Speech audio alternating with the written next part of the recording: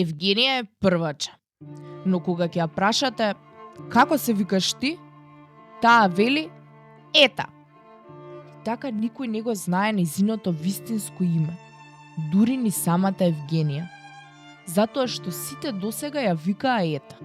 И дома, и во градинка, и роднините, и пријателите. Денеска наставничката повторно го вртеше дневникот. Сите деца во одделението знаат дека нивната наставничка се вика Анета, ама таа си уште не ги знае имињата на сите 25 деца во одделението. Евгенија, рече. Колку убаво име. Ајде, Евгенија излези на табла да ни нацрташ едно големо, румено, есенско јаболко. Но никој не се помрдна од столчето. И децата се уште не се познаваат доволно меѓу себе. Нема Евгенија во нашето одделение? Се јави Катерина. Како нема? Се зачуди наставничката. Еве, тука убаво пишува Евгенија Нинова. И јас се презивам Нинова. Се јави ета од втората клупа. Лицето ѝ беше покриено со големи руси кадрици, а под нив ѕиркаа весели сини очи. Но јас се викам ета, рече. Тоа мора да е скратано од Евгенија. Праша наставничката и се насмевна. Што значи тоа скратано? Се зачуди ета. Што е скратано? Прашуваше, но главата не ја подкреваше. Занесено си црташе и боеше. Тоа значи, почна да објаснува наставничката, па застана. Стана од столот и супати кон Евгенија. Твоето име е многу убаво. Слушни колку убаво звучи. Евгенија. Евгенија, Евгенија. Сите почнаа да шепкаат Евгенија. Но понекогаш тие што многу ги сакаме, продолжи наставничката, ги викаме на галено. Па така се случува да им го скратиме името. Да, така е, рече некој во последната клупа. Да, потврди наставничката. Ете, јас сум Анета, а многумина ме викаат Ане. Јас сум Кирил, а ме викаат Кире. Јас сум Јасмина и ме викаат Ина. Евгенија, иако внимателно си боеше и црташе, слушаше се од збор до збор. Јас сум Евгенија, но сите ме викаат тета. И полесно ми е да напишам Мета отколку Евгенија. Еве вака.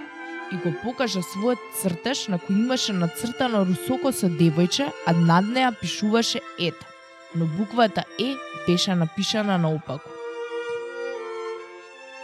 Браво, Евгенија, се насмевна наставничката. Многу убаво црташ, но сепак деца, дали ова буквата Е? Праша и го сврте цртежот кон децата. Некој велеше да, друг не. Не сте сигурни? Се смееше наставничката. Затоа сте првачиња. Време е да научиме да ги препознаеме буквите и броевите. Дали сте подготвени? Сите кимнаа со главите во знак на одобрување. За почеток, рече наставничката, буквата Е вака се пишува. И ја напиша на таблата големата буква Е. Првачињата Ета и Владко, дете сладко. Ета, пред малиот екран.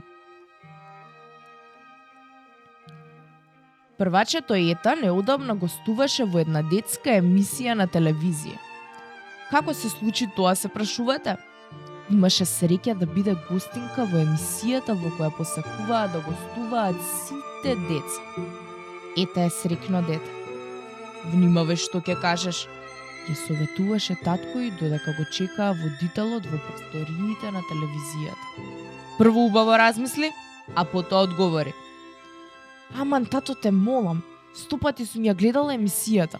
Знаеш ли колку лесни прашања поставуваат? Ама ти... Што јас?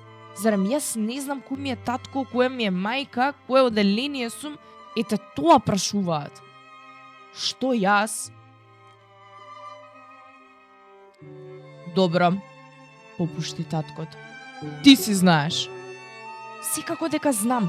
и математика знам, и природни науки знам, што и да ме прашаат, си знам. Зборуваше сигурно и убедливо. За кратко време водителот се појави на вратата. Тој застана покрај Ета и рече: "Здраво, јас сум." "Знам," рече Ета. "Знам кој сте, но досните точно 5 минути." Водителот се насмевна и рече: "Тогаш да не губиме повеќе време." Откако и го наместија микрофонот, се упатија кон студиото. "Почекајте тука," му рекоа на таткото. "Се гледаме за 1 час." Времето брзо помина, водителот и Ета насмејани влегоа во просторијата. "Умно дете, Евгенија," ја пофали тој. "Се гледаме во недела, во 12 часот пред малите екрани." Се насмевна и замина. Во неделата целото семејство се нацртаа пред телевизорот. Ета, мајка и татко и постарата сестра која одеше во 7 оделение. "Имаш ли брат и сестра?" прашуваше водителот од ТВ екранот. "Да, имам постара сестра," одговараше Ета. "Таа по цел ден вежба задачи по математика со плюс и минус и јас си кажувам како да ги реши." "Навистина?" се зачуди водителот. Да, тато и покажува, а јас решавам," одговараше Ета. Мајката и таткото се насмеа, а сестрата извика: "Што? Таа ми ги решавала задачите? Како ќе се појавам утре на училиште?" И избега во другата соба. А Ета ги погледна сите со чудење, го крена носето и одвој сопирајќи ги солзите рече: "Не знам што е смешно." Гласот веќе и трепереше. "Но сега знам дека не сум срекно дете, што дека бев во емисијата кога дада ми се лути, а вие ми се смеете." Рече и избега во својата соба. Мајката и таткото го исклучија телевизорот и истрчаа по своите деца. Што мислите? Зошто се налоти сестра и Ета? И зошто Ета избега во својата соба? Ако сакате да продолжите да ја читате оваа книга, можете да ја најдете во просветно дело.